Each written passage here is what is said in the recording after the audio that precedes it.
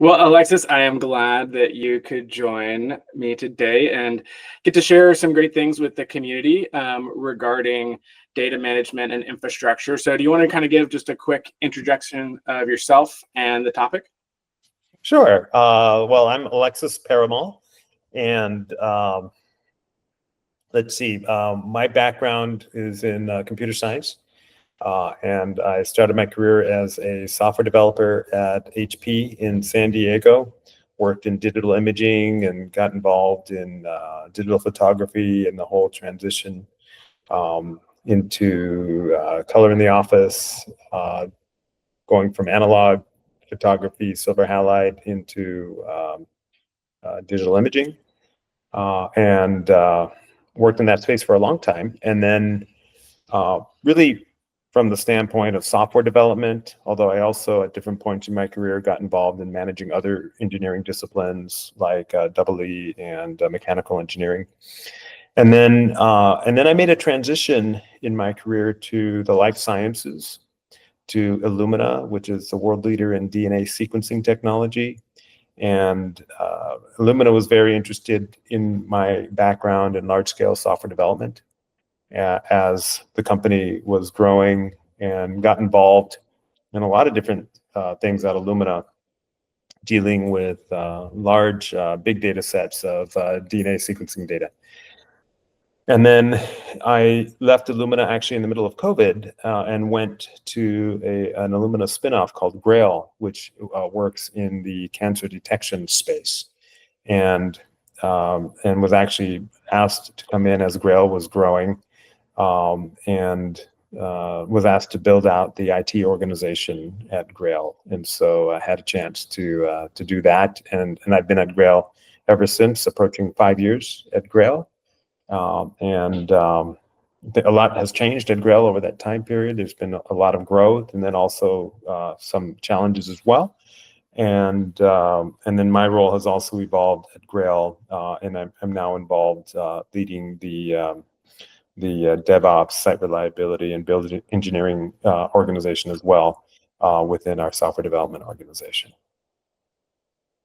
That's really cool. That is I mean, there's quite the evolution and diversity of experience. And even just, I was thinking about as you're talking about like introducing color and going from analog to digital in photography. And I was like, well, as we're going to jump into the topic of data, I was like, what we mean when we say data over the span of your career has changed a lot. Like what That's that right. looks like and what does it manage, and the complexity and the layers and the abstraction and all of it. Really interesting to think about. So I'm excited to kind of dive in. But yeah, if we're talking about data management infrastructure, give us kind of just what are we talking about there? Give maybe just a brief intro to that topic as it relates to entrepreneurs and founders. Sure. Well, I guess the first thing I would say is there's a lot of different types of data, right? You have obviously your customer data that you probably care a lot about, right? Because I would think most entrepreneurs are very customer market focused. There's also internal data on your internal organization, your business operations. Of course, any entrepreneur is going to be focused on financial data, right? Because that's measuring how the business is doing.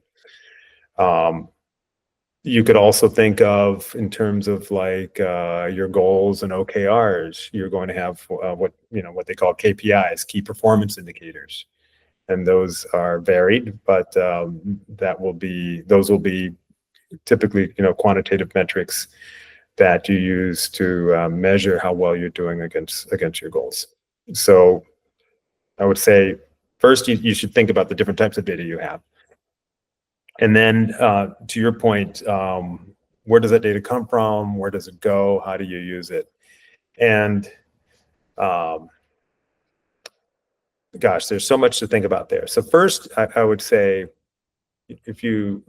starting with the externally focused, I think you need to be very intentional about what is your contract with your customers and what are the expectations. Data can be very sensitive, and so before I would say like one of the very first things you should do in defining your data strategy is to think about what is that agreement that you have with your customers? What is that compact with them? And how do you respect and honor that? For example, at Grail, we're dealing with cancer detection. We've developed a test called Gallery that can detect early stage cancer from a blood test. And one of the scenarios, that we've talked about is, in politics, presidential politics, they talk about an October surprise just before the election. And you could imagine, if the main candidate, if there was data leaked about prevalence of, that they may actually have cancer, or maybe that they don't have cancer, right? Either way. So information about your health is very sensitive. So I would start by understanding what are those boundaries. And I think there is a tension there because the data can be very powerful and it can be very lucrative to you, right? You have the opportunity to gather analytics on what people are doing. There are opportunities to monetize that yourself. There are also opportunities for you to sell that data to data aggregators that is lucrative to you. And so I would say there's going to be a tension there, and you need to figure that out. And then it depends on the industry, right? Fintech or life sciences, the data is critical to the health of the business. Within the life sciences, of course, in the US, you have HIPAA, you have a lot of regulations around how you manage that data, and you need to be aware of that. GDPR in Europe, CCPA in California, and a lot of states are following that pattern. So you should be aware of those expectations, those requirements, and you should be respecting those. Even, I know the focus today is not cybersecurity. Cybersecurity is a hot topic, but even from the standpoint of cybersecurity, the way I would describe it is that the inner sanctum of what people are trying to get is the data, right? That's what the bad actors are trying to get, is the data. So all of these things about getting access to systems or passwords and authentication or spoofing user accounts, those are actually a means to an end. Those are vectors that they're using to get to the data so that they can get the data themselves and maybe even take it away from you. And so it's maybe a little bit of an oversimplification, but you can almost think of your cybersecurity strategy as what do you need to do to protect your data fundamentally, and then everything layers on top of that. So I would say those are constraints you need to think about, and then from there to consider, like you were saying, like where does this data go? How is it stored? How long is it stored there? What is the data that you're collecting? Even how does your data move? And how does your data move across systems? And how do you ensure it's secure both at rest and in motion? Typically, another thing I would say is that typically, like if I think early in my career, we would be trying to solve a problem, and we would want to get a system to solve a problem. And pretty quickly, we began to realize that the magic is not what the system can do and what you can do in the system. The magic is how the systems stitch together, which actually gets to things like middleware, right? And how the data flows across systems. And then I would also say, analogous to that, the power is not just your data. The power is how does your data connect to other data and stitching that together. So I've said a lot. Maybe I'll stop there, and then we can go in whatever direction you're interested in.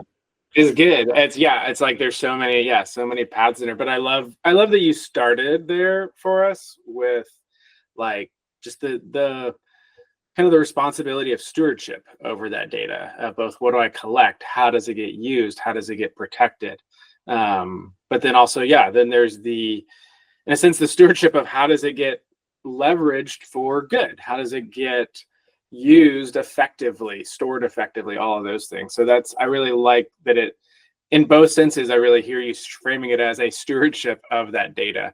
Because I mean, especially like you're talking about in your spaces, in some of the life sciences, but really in probably most businesses, what we're storing is data about people. And, Right. because at the end of the day, whether you're B2B, B2C, whatever, you're there's some level of human to human, and there's a lot of human related data in there. And so we really do want to steward that well. So, well, let's kind of take that though, and then walk through some of these different stages of growth in our framework. But yeah, we get to that economic milestone, and then sustainability really is building those systems so that 1 month isn't a fluke. That becomes again the norm, and it doesn't have to be, sustainability doesn't have to be a flat growth line. Obviously, you want it to continue going up, but it's really more, we're not trying to scale to market domination yet. That'll come in the next stage. But in that sustainability, we're really trying to build that engine, that system. Like you said, we're trying to optimize a lot in there. We're trying to figure out, okay, who is our community, who that we're working with, who is this market, who are these customers, and get that more solidified. But you kind of leave sustainability when the optimization of your business is actually kind of almost just running in a natural spiral. Like when it's like, okay, that's been not to mix the words, but adopted by the culture of your business, is to continue to optimize. So yeah, in that optimizing stage, how are people thinking about data in that stage, both maybe externally and internally?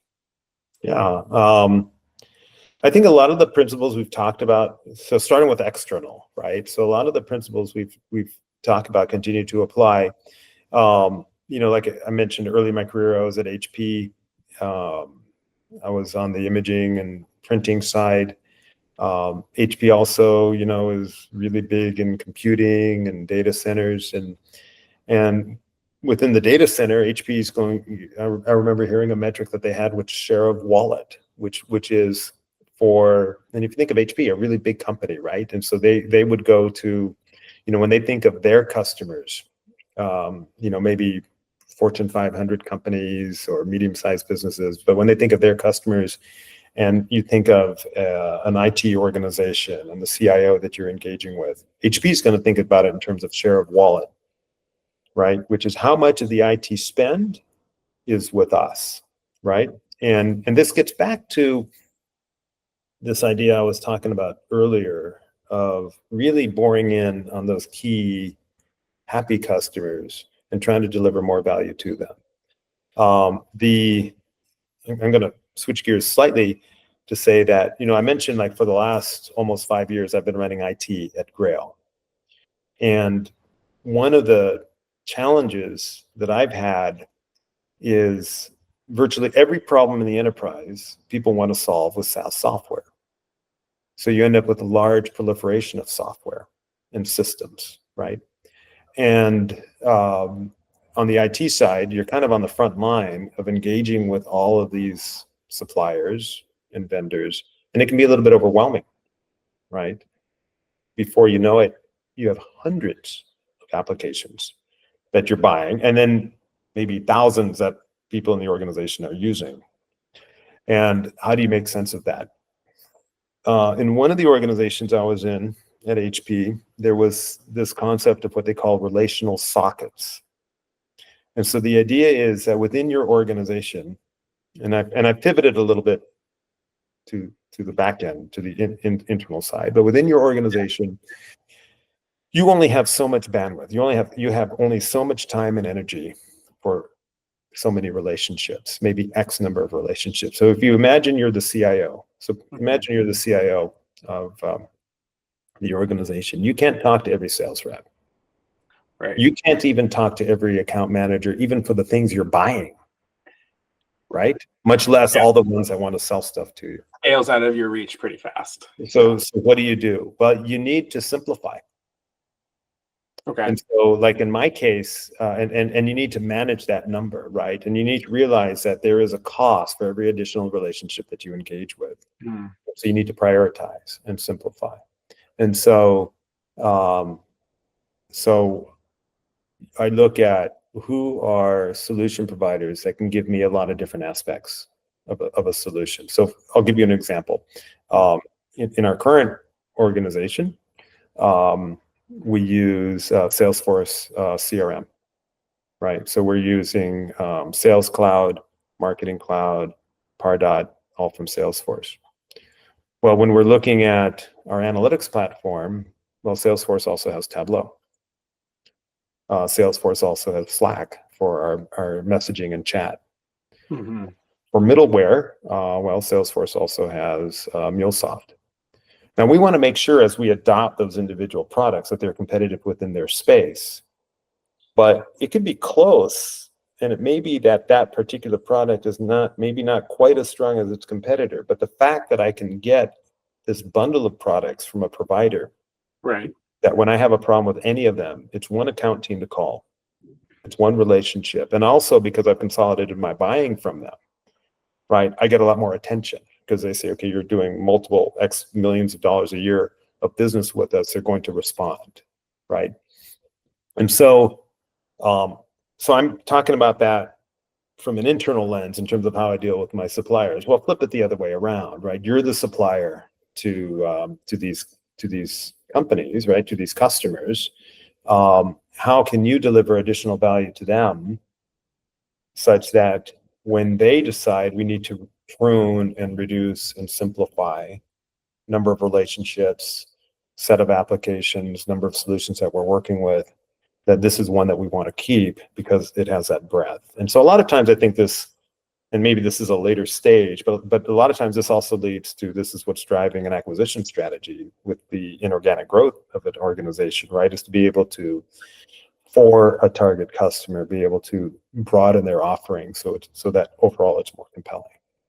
No, that makes, yeah, no, I like that. That's really insightful, Alexis. And even as you were talking about, just like for someone who's a leader in an organization, allowing data to drive how they steward their attention, which I think is really helpful, because that's when we think about the commodities that we have in leading in business and in different organizations, that attention is one of those commodities that it's finite. It's very, right. It runs out real fast, and it doesn't spread out super great. So like even allowing the data that you're talking about from those different customers to go, okay, who on my team do I need to engage? But then thinking about it at a macro level as a business, it's like, okay, our business's attention, though we can scale a lot more than like an individual human can, we still want to steward that. We don't want to just, hey, more is always better. Right. But to be able to bring that same kind of focus that we can maybe more easily recognize on an individual level, but still applies at a broad organizational level. So that's good. Are there any other things that, well, actually, in this sustainability space, who are there some people they should be adding to their team, or some, maybe not people, but expertise that they should say, maybe before they were kind of getting it from a consultative space when they're in adoption, we're trying to keep the spend a little smaller. But now if you're in sustainability, are there some of these expertise that maybe makes sense to begin to bring in-house from a data standpoint? Well, so I look at almost everything I do day to day. And again, I'm looking at it right now through an IT lens, but I think this might be in other functional groups. But I look at it in terms of people, processes, and systems. Right? So when I look, everything we look at, I ask myself, okay, because there's a temptation to not think of all those dimensions. Usually we're very tech centric, right? So if you have a problem, the temptation is to just think about, okay, what's the application? I worked at this other company and we use this app, it worked great. And then, this other app I don't like, so I want to buy software. But I think, again, look at people, processes, and systems. Means you not just don't look only at the tech stack, you also want to think about what are your business processes. Now, sometimes the tech solution will have a process, maybe an industry standard process, maybe even a best practice process, and maybe better than anything you can come up with. And so maybe your best bet is to just acquire the right tool and use the process that the tool assumes. But that may or may not be the case, right? So I think you need to be intentional about what is your process. And then the people side of it, I would say, is huge. And within the IT organization, right, I would say fundamentally, it's not about the technology, it's about customer service, right? It's about serving the needs of the enterprise. It's about delivering value, and it's about enabling them to do their best work, and hopefully allowing technology to make their job easier, not harder. And in the IT organization to make their job easier, not harder. And so when we think of people, it's about what are the different groups or roles, responsibilities, the remit of these teams. And then you look at how these three things fit together. Those people, processes, groups, structure, roles, responsibilities. The processes, what are the key business processes? How do they work?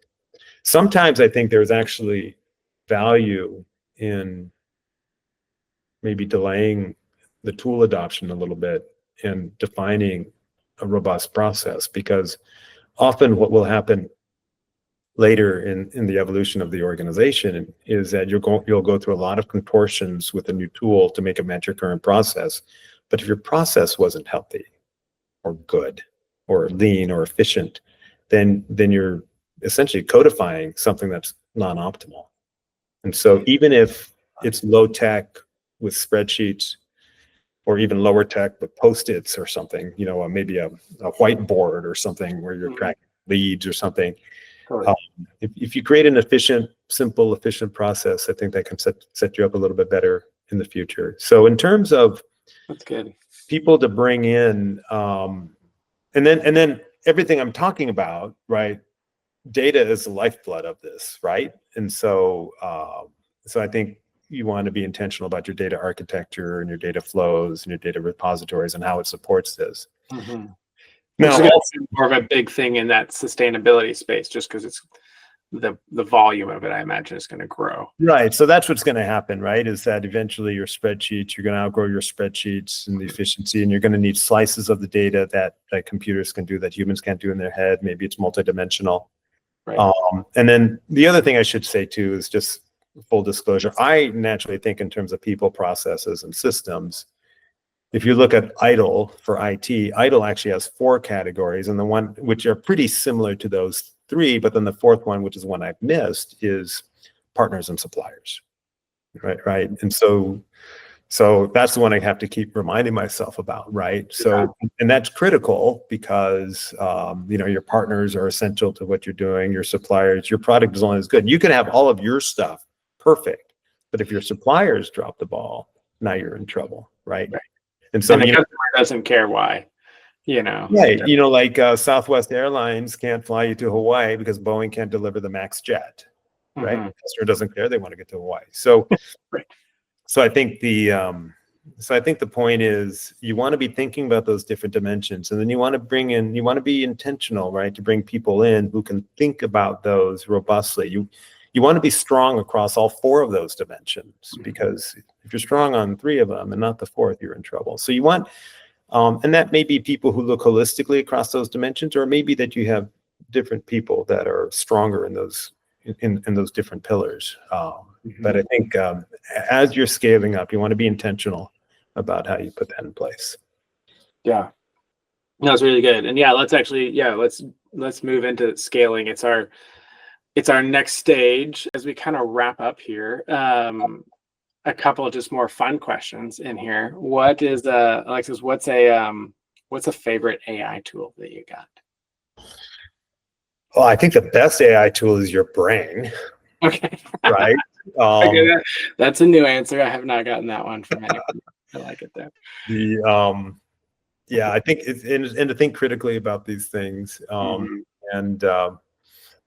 I mean, honestly, I've just been using Gemini and integrating it into my life. I have enterprise chat GPT at work, and I have Gemini personally, and so I go back and forth between the 2 of them, and it's interesting to compare them. Honestly, I'm using Gemini in many ways as a substitute for Google search in many ways. And that's where I think Gemini actually does a little bit better than ChatGPT is with maybe more recent data.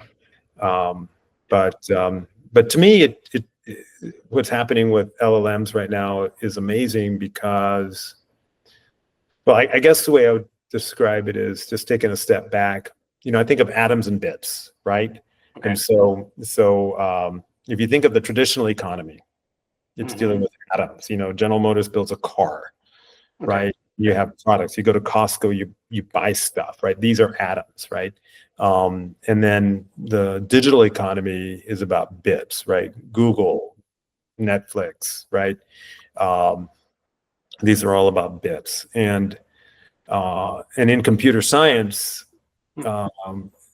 software is all about bits. Software is much harder to deal with atoms. It's easy to deal with bits. In large volumes of bits we can deal with. And so there's been a lot of work over the past few decades, right, to digitize everything. Why? Because it's like this high-speed superhighway. If you can digitize the information, we can process it and we can do things with it incredibly fast.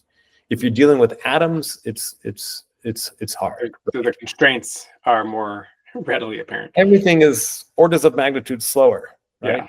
Like for example, in the backyard, you want to play soccer, you need a soccer ball, right? If I want to make 100 soccer balls, is it easy to do that in software with, a digital soccer ball? Like if I can build one soccer ball in software, then I can create a for loop and I can make 100 Many as we want. 100 million. It's easy. Yeah. If you want to make 100 million soccer balls, you're going to make factories all over Pakistan, right, to do that, right? So there's been a lot of work to digitize the world, and even like actually, like, I lived in San Francisco with Waymo, right? Huge amount of effort. Right? I mean, if you want to make a car drive in a computer game, easy. You want to make a car drive in physical city streets, that's hard. Yeah. Right? Those are the atoms, right? And this is the intersection of the atoms and the bits. And so Google is very powerful in this world of bits, much harder in the world of atoms. So all this work then goes into driverless cars, trying to figure out how you can apply the world of bits to the world of atoms, because if you can figure that out, then you have huge efficiencies, right? Yeah. And so I guess the way I would think about it is computers from the very beginning deal with numbers. They can do math, they can do computation, and they can do it much faster than humans. And we've seen, decades of development. But language has been much harder, right? And but then what we see now with LLMs is you're able to vectorize language, and you're able now to bring language. I talked about atoms and bits. Now you're able to bring language into the realm of math. Yeah, which is wild. And math is something that computers know how to do really well. So it's an exciting time, and I think where this goes is not clear, right? I mean, there's a lot of speculation, but I think it is very profound, and what this looks like, only time will tell. But I think it also creates a lot of opportunity. No, I think it definitely does. Yeah, it will be exciting to see. Yeah, it's exciting, and then sometimes scary, where it's like, this feels like one of those, dystopian movies that I watched recently.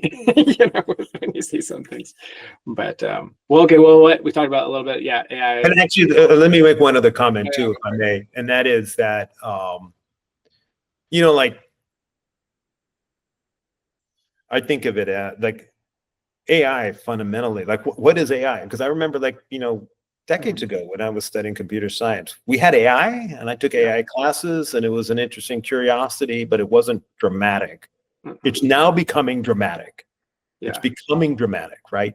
And what changed? Why is it dramatic? Like, what changed between then and now?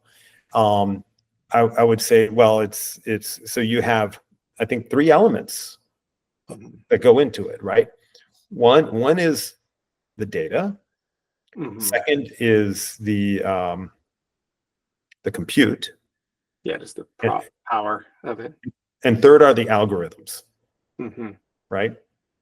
So what's happened with data?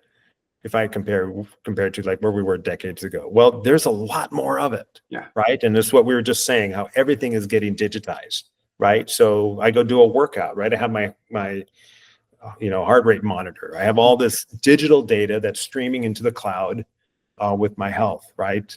So a lot of health data, just as an example, right? Your house, right? You have temperature data. You can have temperature data from different parts of the house. You can have it all the time, right? I talked about the COVID data that we were able to get in real time during COVID.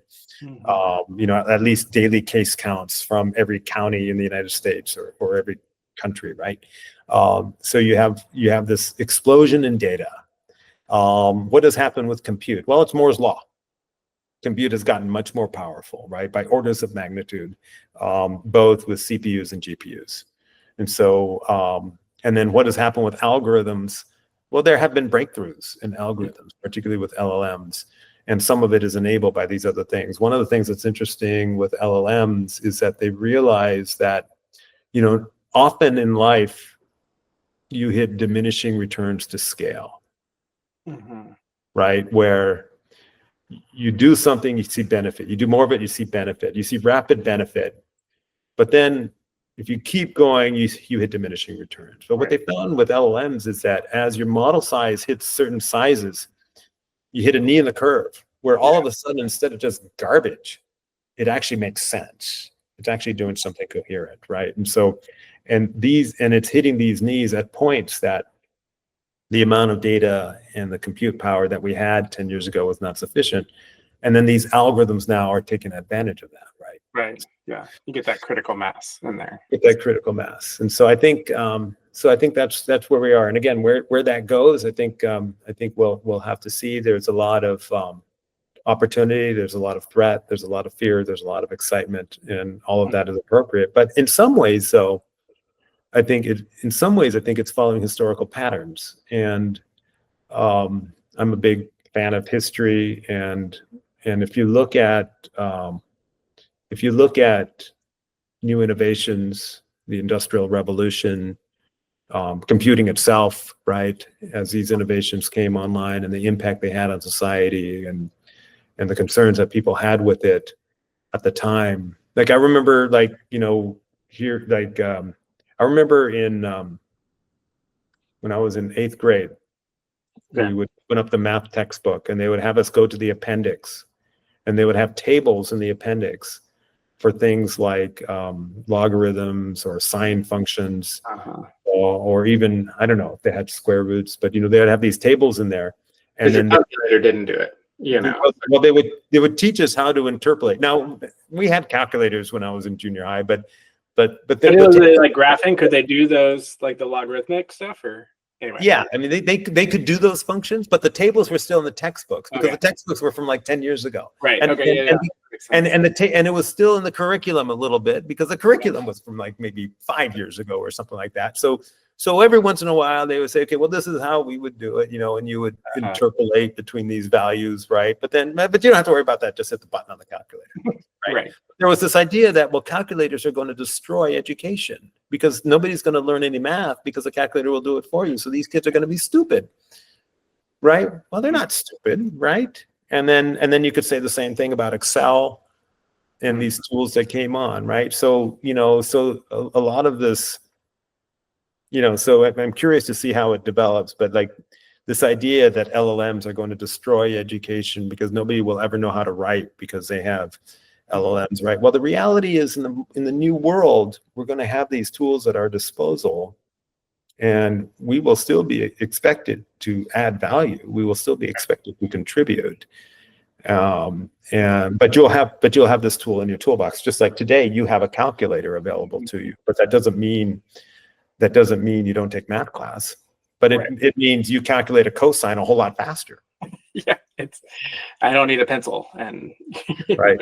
figuring it out. Yeah, no, it's interesting. Yeah, Alexis, because we homeschool our kids. We have 3 teenagers right now, and we were actually having this conversation over the last few years because growing up, and being in school in the 80s and 90s, and it's like okay, graphing calculators all kind of coming on the scene, and I remember that conversation of like, oh, are you cheating by using these things? And it's like, no, that actually helped me when I also studied computer science in college. So it's like I couldn't have taken I can't imagine taking those math classes without some of those tools. It would have been a lot slower. But then, yeah, recognizing that same thing with our kids, where it's like, okay, I don't want to keep them from this. I still need them, like you say, they need to learn to write and communicate. But yeah, I'd rather them learn to be really good with these tools and, like you're saying, add value. And it's a continually changing space. And it's like, it's easy to be afraid of it, but it's also like, okay, how do I responsibly embrace it? But also recognize, like, okay, yeah, there's some good things of like, okay, what do I not want it to become a crutch where they don't develop maybe some of those necessary competencies. So in the old days in third grade, they would teach people cursive. mm-hmm. You need to be able to, like and cursive is better than printing because I guess you don't have to raise the pencil as much, so you can do it a little quicker and blah, blah, blah. People need to be able to write letters because you need to be able to write letters because you'll spend your whole life writing letters. Well, nobody uses cursive, right? And because all of your communicating is really with your thumbs and Instagram. So we're gonna have thumbing classes for our kids. Exactly. They don't need any classes. They figure that out pretty fast. Exactly. So I think the point is, getting back to the data, the point is that it's the data that underlines all this, right? And so maybe if you think of data analytics, like traditional data analytics, it's it's a little bit like going from a calculator to a computer, right? It's a more fundamental stage, right? But I mean, that's actually the building blocks that AI is built on top of. And then I would also say for a company, like in many cases, you may not be aware of it, but it could be that when you go out in the future, that one of the most valuable assets your company has is that data set. And if you want to do AI, you're going to be doing AI on top of that data set. And and there's a lot of there are a lot of companies in the AI space, but what is truly valuable are proprietary data sets. But if you're not keeping that data or collecting it, then you may be, one of your most valuable assets may be slipping through your fingers. That's a really good word. Yeah. Anything else like that you'd want to kind of, as we wrap up here, like you'd want to just kind of at a high level or at a even more specific like that, say to the founder, the entrepreneur who's kind of anywhere along that journey? I guess I would say just don't be afraid of it. I think it's important that you put those guardrails in place at the very beginning and you protect those, right? That contract, both the contract that you have with your customers as well as, for lack of a better term, with regulators, financial or other type of regulators. Somebody said to me one time, well, who do you fear more, the hacker or the auditor? And I thought about that and I thought, well, actually both of them, because the hacker can kill you quickly and the auditor can kill you slowly. So I'm actually afraid of both of them. But I think the point is, put the right frameworks in place, but then with those guardrails in place, and then get into the game. And I think data is key to supercharging the business. I think it's also key to this world that we're moving into with AI, and it will allow you to play in that space. And then the tool stack, the tech stack will change over time.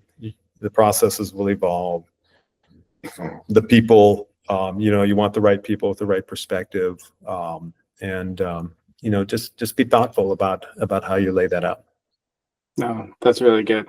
No, I appreciate you taking the time to just share your wisdom and your experience in it. Even though the topic was on data, it's really apparent. Yeah, you have a whole ecosystem of expertise that allows you to not only understand what's going on with data, but the good stewardship of it, the application of it, how it relates to strategy and business and bringing value to people. So definitely appreciate you sharing that with our community. Yeah, and I think that's a key point, right? That your data strategy needs to be holistic. Yeah, you can't just look at it as the bits and the bytes and what your data warehouse strategy is or your data lake. Yeah, no, that's really good. Awesome.